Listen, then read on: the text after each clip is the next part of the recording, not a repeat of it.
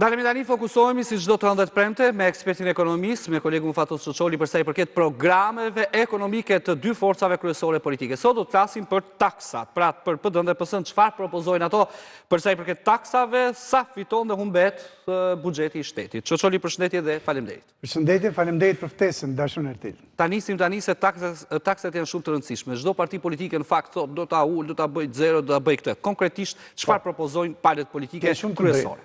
Taksat janë të rëndësishme edhe për qytetarët tanë që mund të jenë sipërmarrës të vegjël. Në fakt, të dyja partitë janë njësoj. Flasim për sipërmarrjen e vogël pa taksa. Partia Socialiste që është në pushtet e ka deklaruar deri në 2029, të njëjtën gjë bën edhe Partia Demokratike, thotë po të vinë në pushtet, sipërmarrja e vogël dhe mikro nuk ka taksa. Tani, PD thot 10% për çfarë, për cilën do pag? Atëherë, sa shuma për shembull pse është PD-ja me 10%? Sepse ka taksën e sheshtit, dashur Ertil. Taksa e sheshtit do të thotë çdo lloj takse është 10%, as më e vogël, as më e madhe. Pra, edhe taksa për punën që i bie çfarë takse? Taksa mbi rrogat tona. PD-ja e ka 10%. Ti do marrësh një rrogë 600.000 lekë të vjetra, do marrësh një rrogë 2 milion lekë të vjetra, njësoj 10% do japësh shtetit. Pra, dhe ai që fiton më shumë paguar njësoj që ai fiton se sa ai që fiton më pak. Mere 3 milion në muaj, mere 1 milion, mere 500.000 lekë që do t'jetë. Paguar më pak, do më thënë takse, thashe nga trova. 10% paguar më pak takse. Pra, PS-ja thot jo, si e ka? Nën 13%, do më falë, nën 200.000 lekë të reja, që i bje nën 2 milion. 2 milion, nën 2 milion. Unë të taksoj ku dhe si. 13%. Po, deri në 500.000 lekë ti nuk ke taks. Pra, intervali që është sot minimale. Kjo është minimalja. Tani po taksove dhe minimalin që mbetet. Do nxjerrësh, dhjam nga pleshi. Atëre, nga intervali 500 deri në 600, që janë rreth 58.000 qytetarë tanë që kanë këtë pag, nga 500.000 vjetra deri në 600.000 vjetra në muaj, ta takson me 13%, njësoj si kjo taksa këtu. Ndërsa mbi 200.000 lekë vazhdo të jetë 23%. Ndërkohë, e çove rrogën 2 milion e 1 lekë, po 23%, gati 1/4 do ja japësh shtetit. Kjo është morali i taksës progresive. Pra, unë fitoj më shumë, duhet i jap shtetit më shumë. PD-ja e ka, fiton 2 milion, fiton 500.000 lekë të vjetra, fiton 3 milion apo 1 milion, shtetit do i japësh njësoj për të gjithë. Kjo është, si thua, morali i 10% të taksës mbi punën të PD-s. Po, thjesht jep, pra PD-ja thot 10%, pavarësisht sa fiton. Atëherë, që ta themi edhe më shjetor për qytetarë. PD-ja bën të lumtur shtresën e mesme, se ne e dim. Shtresa e mesme, arkitekt, doktor, inxhinier, e me radhë. Sot që flasim i kanë rrogat 1,5 milion, 2 milion, dhe po t'i kenë qik më shumë se 2 milion, PS-ja futet, si që e ka tash, edhe thot, unë do të tartoj me 23%. PD-ja të thot, 2 milion fitove, 3 milion fitove, taksa mbi punën ngelet 10%. Tani, ka qenë pozitive se PS-ja ka pasur këtë 23% që në edhe më përpara, po jo? Nuk i ka lëvizur. 23% po ka qenë kjo për shumë... Ka qenë me një nivel më të ullët, pra ka qenë deri në 150.000 lekë. Deri në të reja, kuptohet. 1,5 milion, ti në 1,5 milion tatohesh me 13%. Tani tatohesh 23%. Ka ndryshuar disa, si thua, nivelit të taksës progresive. E kuptova këtë. Shkojmë të tabela tjetër. Punën, po. Taksa mbi fitimin. Fitimi, ta kuptojmë edhe njëherë. Po. Çfarë është fitim, qoftë për PD-n, qoftë për PS-n, është vetëm për kompanitë e mesme dhe të mëdha. Kompanitë e vogla, biznesi vogël, pra nuk ka taks fitimi. Tani, edhe për kompanitë e mëdha, 10% thotë PD-ja.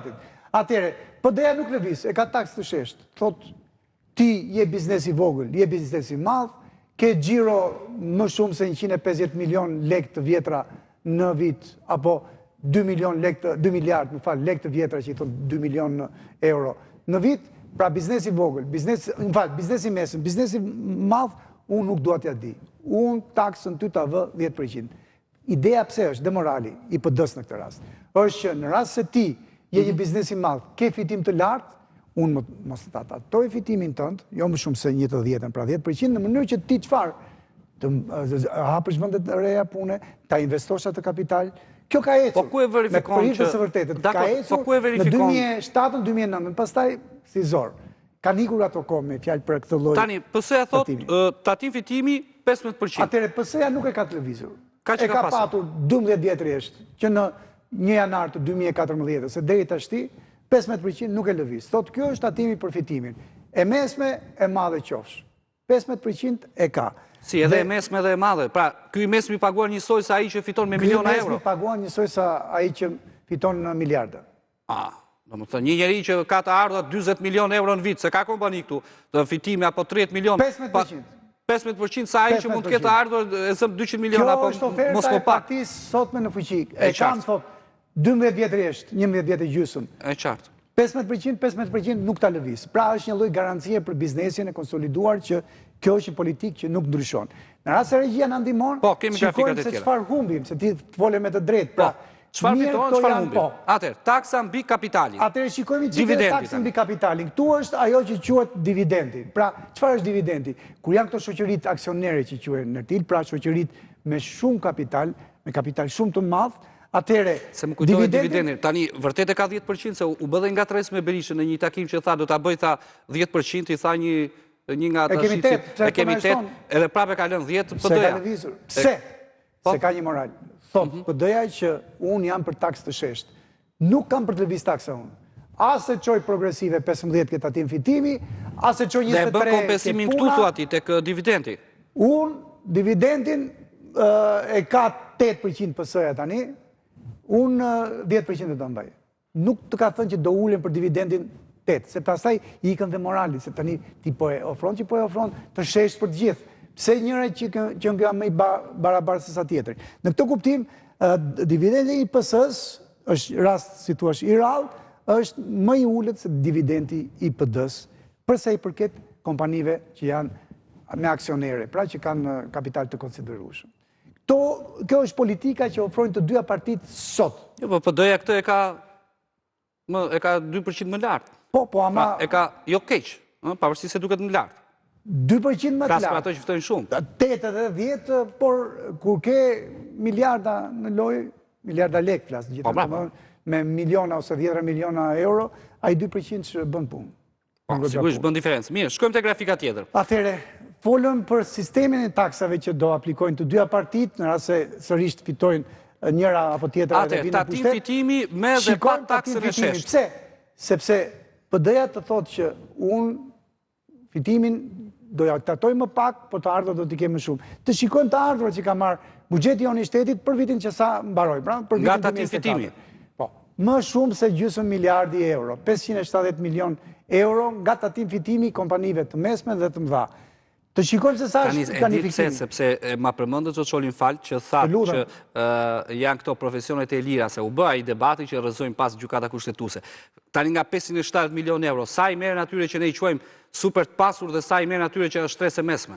Atëherë, shpresën e mesme, mendoj gjykata ti e di e lartë, e bëri atë... Që ta sqarojmë këtë, po, ama mendoj ti merrte të paktën, e kemi diskutuar dhe herë të tjera, në të kujtohet, të paktën 36 milion euro. Në vit? Në vit, përse? Sepse një pjesë të shtresës së mesme janë çik më të mesëm se sa të tjerët, ka avokat apo ka edhe mjek në klinikat specializuara private që marrin shumë më tepër se sa një arkitekt i thjesht, një ekonomist i thjesht apo një mjek. Tatim fitimi për 2025. Tatim fitimi për këtë vit që jemi, mendohet e kanë shumë situatë të lartë, pra planifikojnë të marrin më shumë, do shta rreth 11% më shumë, 657 milion.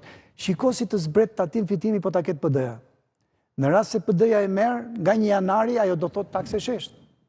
Po priti çik se nga 15, 10% i thon 1/3, 33%.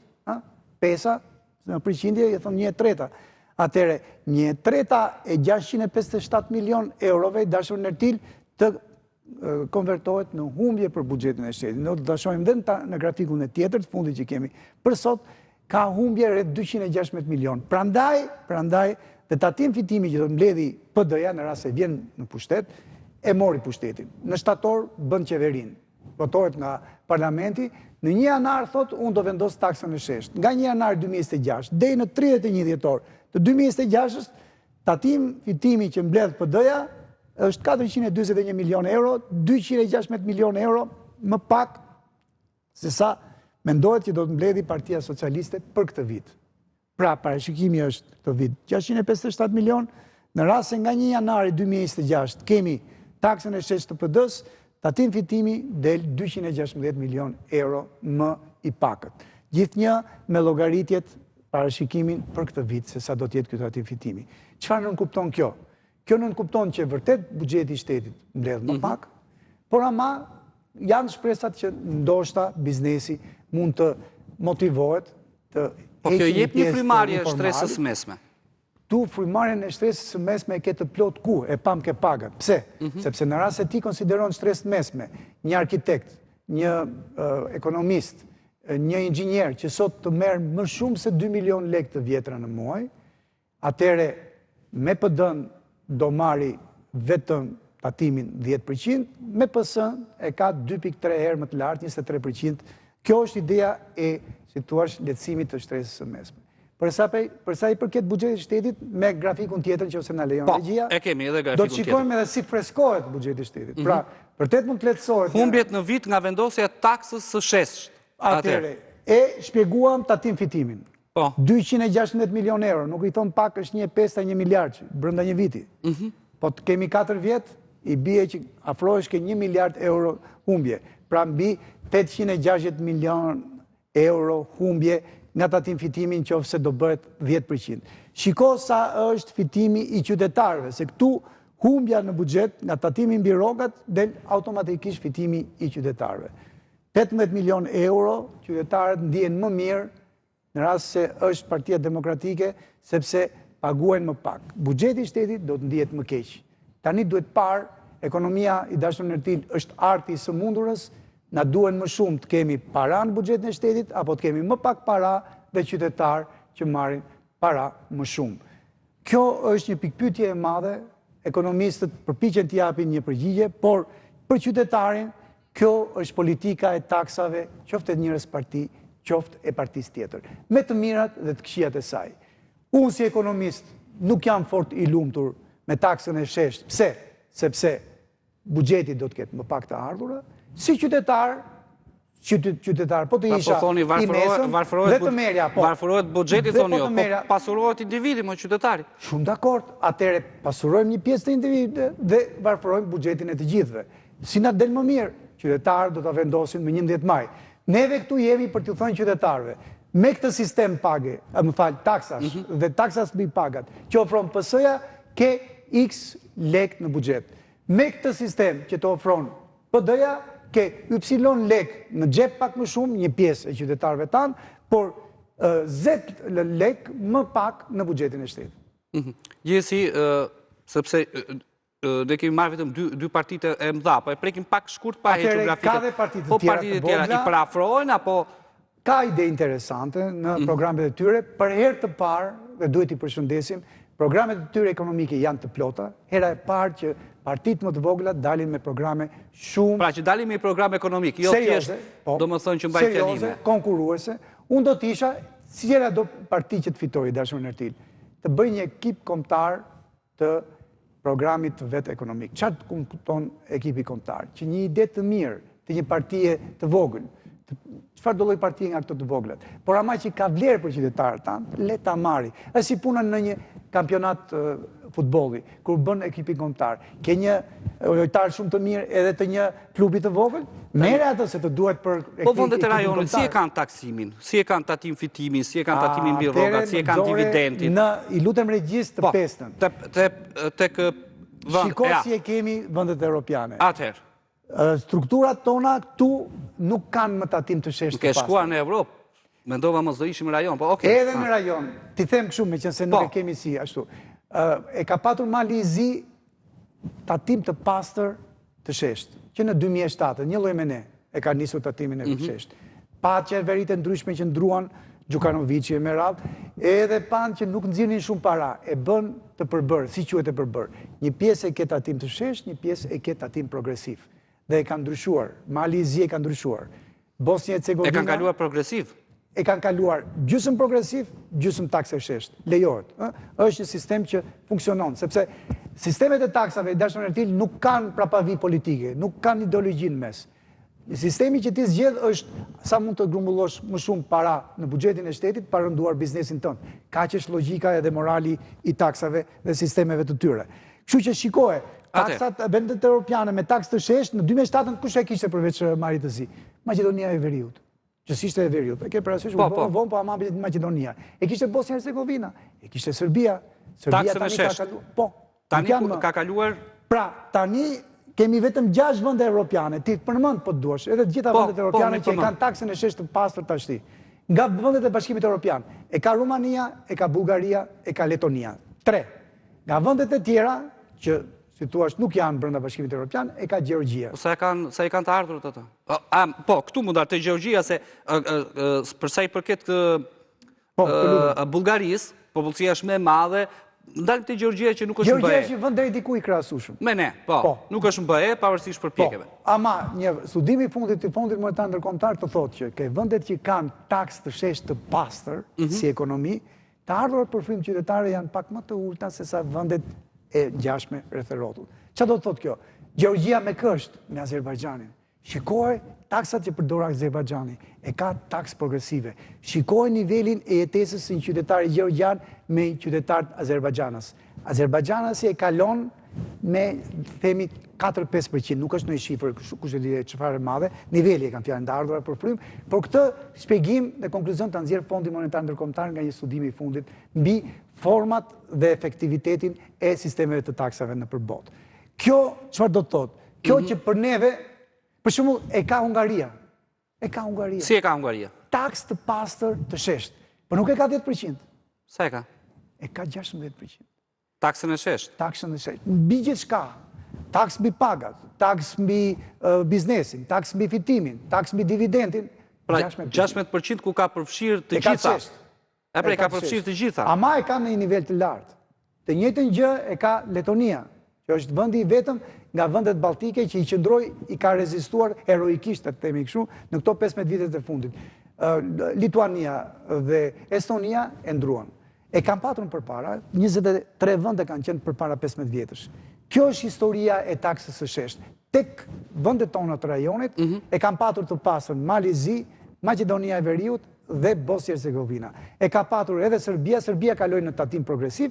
Këto 3 vende e ruajtën taksën e sheshtë, por jo për të gjitha llojet e taksave.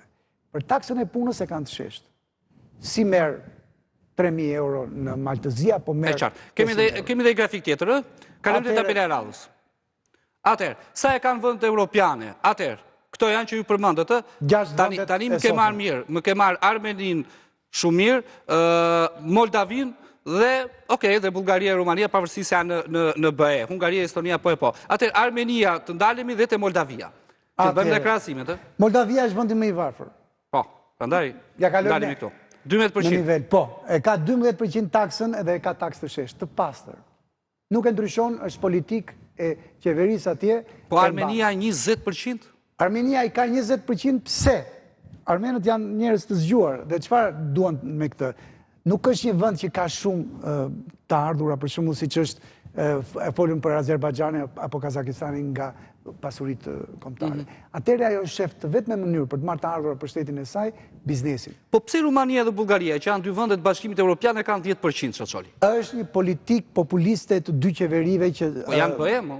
Janë në BE, po mos haro, paratë që marrin këta nga BE-ja janë ndër shifrat më të larta.